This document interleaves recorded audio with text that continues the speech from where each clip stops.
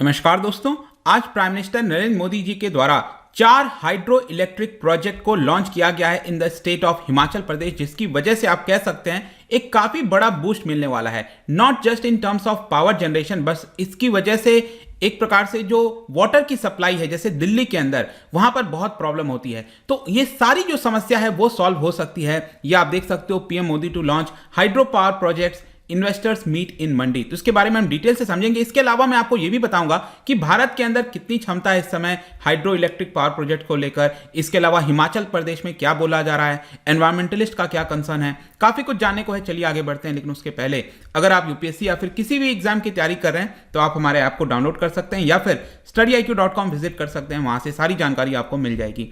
इसके अलावा अगर आप एमसीक्यूज अटेम्प्ट करना चाहते हैं तो मेरे इंस्टा पेज पर जा सकते हैं, वहां पर स्टोरीज में आपको सभी एमसीक्यूज मिल जाएंगे। चलिए देखते हैं एग्जैक्टली हो क्या रहा है, हम इसकी चर्चा क्यों कर रहे हैं।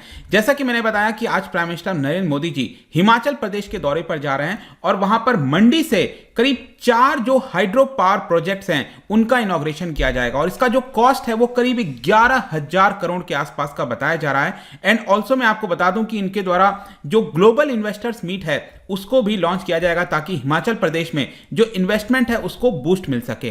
तो ये जो 4 प्रोजेक्ट हैं, सबसे पहले हम इसकी बात कर लेते हैं, उसके बाद हम आगे चीजों को देखेंगे। देखिए, एक जो सबसे इंपॉर्टेंट प्रोजेक्ट है जिसको बोला जा रहा है रेणुका जी डैम।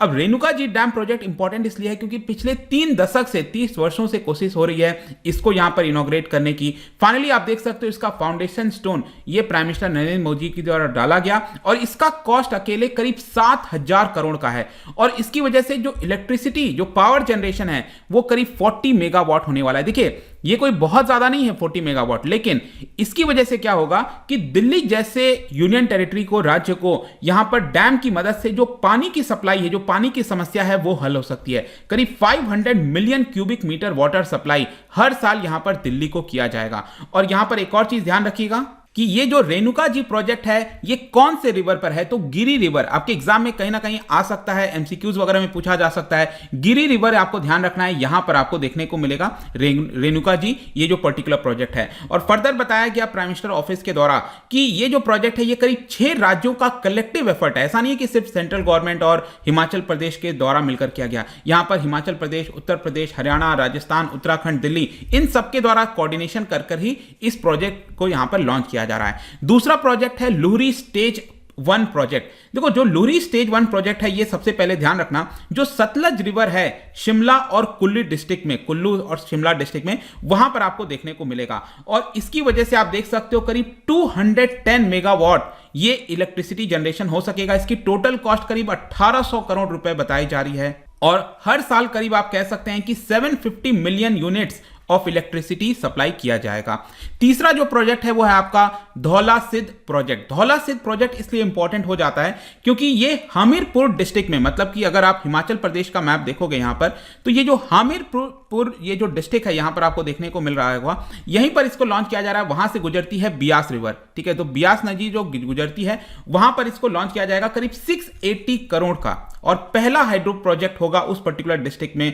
इसके अलावा आप देख सकते हैं कि 300 मिलियन यूनिट्स ऑफ इलेक्ट्रिसिटी ये सप्लाई किया जाएगा हर साल। तो अगेन ये भी काफी इंपॉर्टेंट हो जाता है। और जो चौथा आखिरी प्रोजेक्ट है वो है आपका सौरा कुद्दू प्रोजेक्ट। सौरा कुद्दू प्रोजेक्ट अगर आप देखिए तो ये बेसिकली 111 मेगावाट का प्रोजेक्ट है और इसको करीब 2080 करोड़ रुपए में बनाया जा रहा है और इसकी वजह से करीब 380 मिलियन यूनिट्स इलेक्ट्रिसिटी हर साल यहां पर किया जाएगा। और इसकी वजह से क्या है, जो राज्य है ना उसको करीब 120 करोड़ रुपीस का फायदा होगा, 120 करोड़ रुपीस का, क्योंकि इसकी वजह से इलेक्ट्रिसिटी वो सप्लाई कर सकेंगे। और ये जो प्रोजेक्ट है आप सौरा कुद्दू प्रोजेक्ट, ये आप देख सकते हो यहां पर शिमला के पास करीब जो है वो देखने को मिलता है। यहां पे ये सोरा कुद्दू प्रोजेक्ट ये रहा आपका। तो हिमाचल प्रदेश में ये चारों प्रोजेक्ट हैं, ध्यान रखिएगा। अब हम थोड़ा सा हाइड्रो पावर की बात कर लेते हैं। हाइड्रो पावर अगर आप देखोगे भारत में काफी लंबे समय से चलता आ जा रहा है। 2020 में इसको बताया गया कि इसकी जो इंस्टॉल्ड कैपेसिटी है वो करीब 46,000 मेगावाट के आसपास है। मतलब कि जितना भी पावर जनरेशन होता है देश के अंदर उसमें से 12.3% आपको यहां से देखने को मिलेगा। इनफैक्ट इसी साल जुलाई के महीने में सरकार ने यह अनाउंस किया कि 2030 आते आते यहां पर 26,000 मेगावाट और ऐड किया जाएगा, जो हाइड्रो प्रोजेक्ट्स की मदद से जो इलेक्ट्रिसिटी सप्लाई होती है और ऐड किया जाएगा। और प्रेजेंट में करीब 9,000 मेगावाट का जो कंस्ट्रक्शन है वो इस समय देश के अंदर जारी है। यहां पर इनफैक्ट मैं आपको बताऊं तो जो रिपोर्ट के आधार पर बताया जाता है कि सबसे ज्यादा पोटेंशियल वो आपको नदर्न और नॉर्थ ईस्टर्न रीजन में, मतलब जितना ज्यादा हिली रीजन होगा, जाहिर सी बात है वहां पर हाइड्रो प्रोजेक्ट्स अच्छे से आप लगा सकोगे। इनफैक्ट सबसे अनएक्सप्लॉइटेड जो हाइड्रो पावर पोटेंशियल है वो आपको अरुणाचल प्रदेश में मिलेगी 47 गीगावाट। ध्यान रखिएगा 1 गीगावाट में 1000 मेगावाट होता है, तो मतलब 47,000 मेगावाट का पोटेंशियल अकेले अरुणाचल प्रदेश में है। लेकिन आज हम बात कर रहे हैं हिमाचल प्रदेश की। हिमाचल प्रदेश भी अगेन अगर आप देखिए तो एक्सट्रीमली रिच है हाइड्रो इलेक्ट्रिसिटी रिसोर्सेज में। यहां पर करीब बताया जाता है 27 गीगावाट का पोटेंशियल है कि अलग अलग जो रिवर्स है वहां पर अगर कंस्ट्रक्शन किया जाए हाइड्रो इलेक्ट्रिक प्रोजेक्ट्स का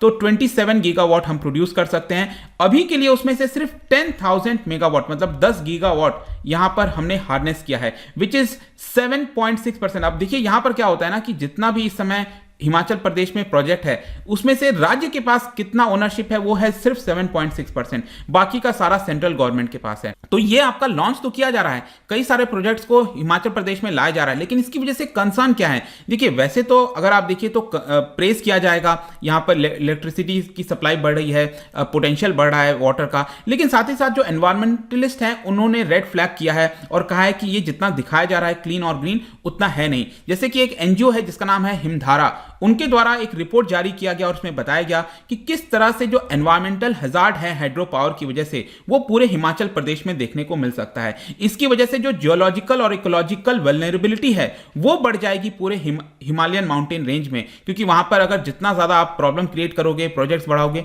और ज्यादा प्रेशर बढ़ते हुए देखने को मिलेगा। जैसे कि आप देख सकते हो उनके द्वारा बताया गया रिपोर्ट के अंदर कि सिविल वर्क जो किया जा रहा है वो काफी सब्सटैंशियल है। जैसे कि अगर आपको प्रोजेक्ट बनाना है तो ब्लास्टिंग करनी पड़ती है, डायनामाइटिंग करनी पड़ती है, डायनामाइट वगैरह की थ्रू करना पड़ता है, तो वल्नरेबिलिटीज बढ़ जाती हैं, जो स्पीसीज हैं उनके ऊपर इंपैक्ट आता है, जो एनवायरमेंटल कंसर्न है वो ज्यादा बढ़ जाते हैं। तो ये सारे कंसर्न है उसको भी आपको ध्यान में रखकर चलना होगा। फिर आखिरी में जाने से पहले ये मैं आपको बता दूं, जैसा कि कह रहा था कि यहां पर जो प्राइम मिनिस्टर गए हैं वो दूसरा वहां पर जो हिमाचल प्रदेश में ग्लोबल इन्वेस्टर्स मीट है उसको इनॉग्रेट किया जाएगा और इसकी वजह से जो इन्वेस्टमेंट है उसको काफी बड़ा बूस्ट मिलेगा हिमाचल प्रदेश में। और हिमाचल प्रदेश की हम बात करें तो जो टूरिज्म है वो एक सबसे बड़ा फैक्टर हो सकता है। तो करीब 28,000 करोड़ का प्रोजेक्ट हिमाचल प्रदेश में आएगा इस पर्टिकुलर इन्वेस्टर्स मीट से, ऐसा यहां पर पीएमओ ऑफिस के द्वारा बताया गया है। तो ये पूरा वीडियो था दोस्तों रिगार्डिंग 4 जो हाइड्रो पावर प्रोजेक्ट्स लॉन्च किए जा रहे हैं प्राइम मिनिस्टर मोदी के द्वारा, और इसकी वजह से स्टेट को तो फायदा होगा ही लेकिन आसपास का जो रीजन है उसको भी काफी सहूलियत होगा। ये आपको जानने को मिला इस वीडियो में। जाने से पहले क्योंकि हम हाइड्रो इलेक्ट्रिक पावर की बात कर रहे हैं, क्या आप बता सकते हो कि इसके पीछे जो साइंटिफिक प्रिंसिपल है वो क्या काम करता है हाइड्रो इलेक्ट्रिक पावर जनरेट करने में? 4 ऑप्शन है, इसको ध्यान से पढ़िए। इसका राइट आंसर आपको पता ही है, मेरे इंस्टाग्राम पर तो मिलेगा ही, वहां पर अगर आप नहीं हो कोई बात नहीं, टेलीग्राम से भी ले सकते हैं इसका सही उत्तर। मैं कई सारे एमसीक्यूज यहां पर डालता रहता हूं, स्टोरीज के फॉर्म में आप जाकर प्ले कर सकते हो। बाकी अगर आपको पीडीएफ चाहिए तो टेलीग्राम पर आइए, अलग अलग सोशल मीडिया पर भी आप जुड़ सकते हैं। साथ ही साथ यूपीएससी या फिर किसी भी एग्जाम की तैयारी कर रहे हैं तो ऐप को डाउनलोड करिए। आई होप कि वीडियो आपको पसंद आया होगा। मिलता हूं next time, till then thank you very much, see you soon.